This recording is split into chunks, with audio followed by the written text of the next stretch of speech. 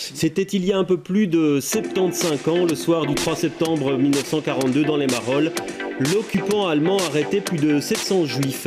Dans quelques semaines, l'Espace MAC proposera un spectacle sur ce thème, une intervention scénique. Nous allons maintenant recevoir Richard Kalisch pour en parler. Bonsoir. Bonsoir. Installez-vous, je vous en prie. Alors on parle d'intervention scénique. Qu'est-ce qu'on entend par là, dites-moi? Non, c'est un concept que j'essaye de valoriser, plutôt que de parler de spectacle, alors qu'il s'agit d'un spectacle, bien entendu, de théâtre. Mais dans ce cas-ci, je préférais le terme intervention scénique, pour autant qu'il fleurisse. Comme autrefois, par exemple, on disait, tiens, c'est un happening, c'est du théâtre tract, c'est un théâtre de ceci ou de cela. Il y a plein de formes théâtrales actuellement qui fleurissent de tous les côtés. Et intervention, parce que il y a des comédiens, il y a des musiciens, mais il y a aussi les vrais témoins. C'est-à-dire ceux qui ont vécu la déportation depuis les Marolles, mais qui arrivent maintenant à un âge difficile et où la transmission devient impérative, et les fils et les filles de ces déportés qui ont été enregistrés pendant 3-4 années d'enquête. Oui, effectivement, il y a eu une création radiophonique où on a recueilli toute une série de témoignages. Alors on va rappeler que cette rafle, 718 juifs arrêtés, et donc dans un quartier qui à l'époque était déjà très populaire. C'est un quartier populaire, c'est les Marolles de toute façon. Mais à l'intérieur des Marolles, où il y a des belgo-belges maroliens, il y a toute une émigration juive qui s'était installée et qui étaient des artisans, des petits artisans, des maroquiniers, des cordonniers, des tailleurs, etc. Et qui habitaient les uns sur les autres dans les pièces, dans les 2 pièces, une pièce même parfois, 3 pièces parfois. Et tous les Marolles étaient des Marolles juives en fait, mais c'est quelque chose qu'on a complètement oublié. C'est seulement depuis 2-3 ans qu'on recommence. Oui, c'est vrai qu'il y a un début de reconnaissance puisqu'il y a eu une commémoration en septembre dernier. Mais c'est récent. Cet oubli, vous l'expliquez comment? C'est curieux, en tout cas. D'abord, les Juifs qui ont été exterminés et déportés depuis le 3 septembre 1942, et directement la plupart dans les chambres à gaz, après avoir passé quelques jours à Malines, la caserne d'Ossa, ne sont pas revenus par la suite. Première chose. Donc, si vous voulez, la Marole juive, elle est tuée quasiment à ce moment-là.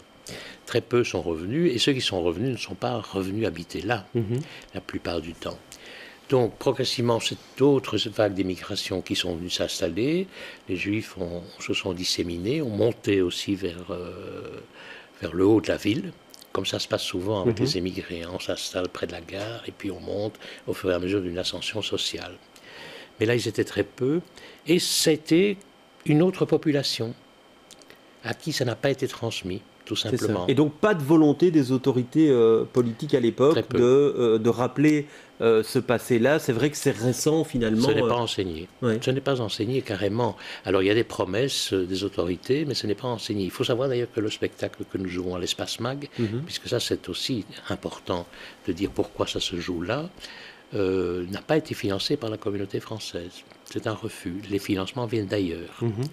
Donc voilà, il y a quelque chose là dans la responsabilité qui n'est pas là, dans les promesses qui ne sont pas tenues non plus. Mais depuis la commémoration, ça bouge un peu. Oui. Et quand vous dites, voilà, on a oublié, il n'y a pas eu de volonté des autorités de rappeler jusque très récemment, qu'est-ce qu'il reste aujourd'hui comme... Ce n'est pas seulement les autorités, c'est les Juifs eux-mêmes.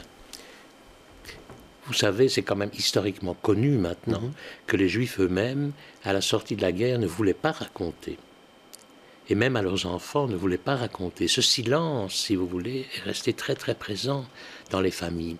Si bien que ça a marqué les enfants. Évidemment, la politique du silence, c'est jamais bon.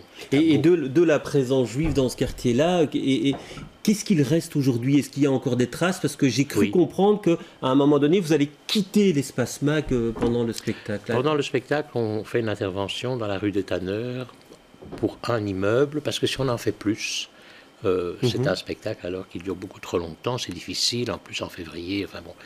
Mais on prendra le bus pour aller à cette maison-là, la maison qui se trouve en face du théâtre Les Tanneurs, qui est une maison qui a beaucoup à raconter, où il y a des traces importantes, qui est habitée maintenant par les acteurs qui ont transformé le lieu, Yves Unstadt et Ève Bonfanti, et leur fille Lola Bonfanti, qui a habité là. Et cette maison-là, qu'est-ce qu'elle a à raconter?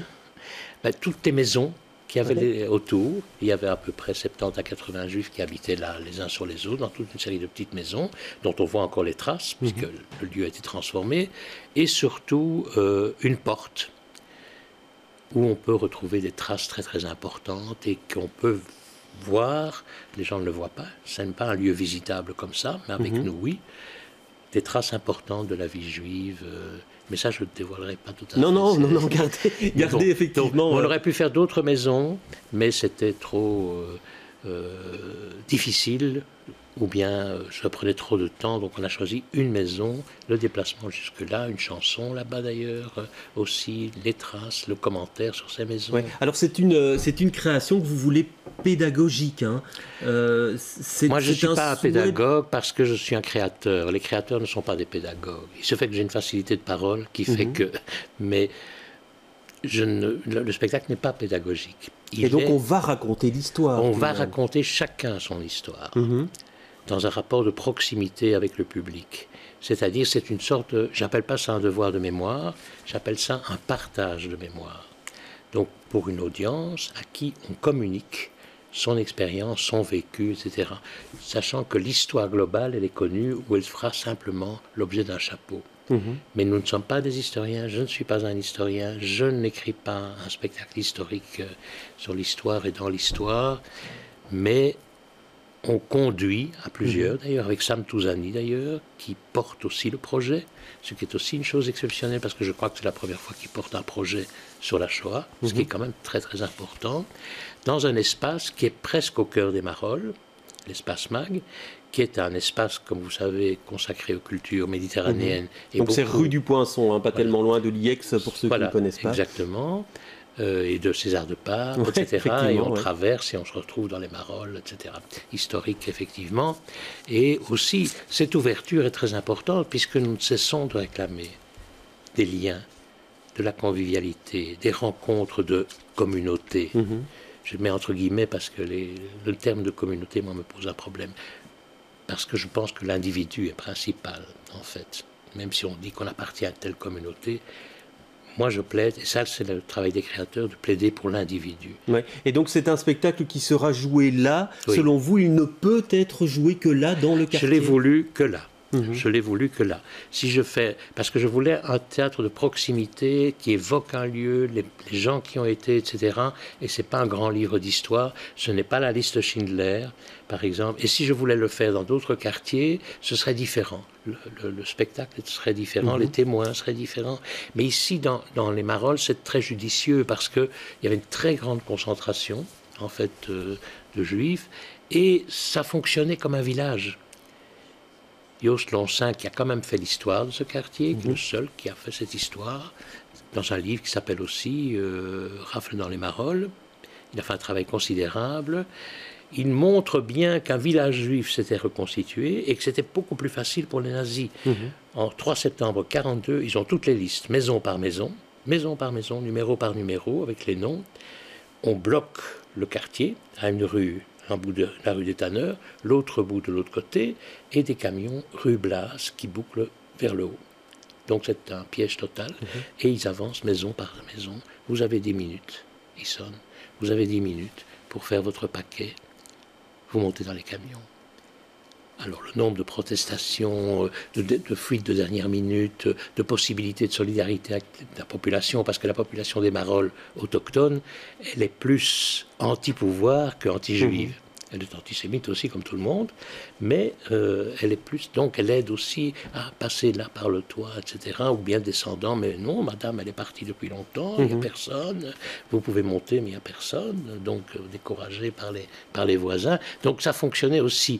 Et donc, vous avez là une entité exemplative et exemplaire, et où énormément de récits se répondent finalement les uns les autres, sans s'être jamais écoutés, en fait. Mais moi, ayant rassemblé les choses, le parcours, avec ce parcours où je dis d'ailleurs, la mémoire, je ne fais pas de sermon, mais je dis la mémoire pour la connaître, pour se l'approprier, il faut y aller à pied. Point. Un peu, si vous voulez, quand vous débarquez dans une ville que vous ne connaissez pas, la seule façon de connaître la ville, c'est d'y aller à pied. Même si elle s'appelle Istanbul, Paris, etc. Vous ne connaissez pas la ville si vous n'y allez pas physiquement. Et là aussi, il faut la mémoire, il faut se l'approprier physiquement et y aller. Et comme ça, vous retenez quelque chose de ces événements. Merci en tout cas d'être venu sur le plateau. Et donc, on invite tous nos téléspectateurs à aller voir ce spectacle. C'est à partir donc du 22 février à l'Espace Mac. Merci. C'est loin.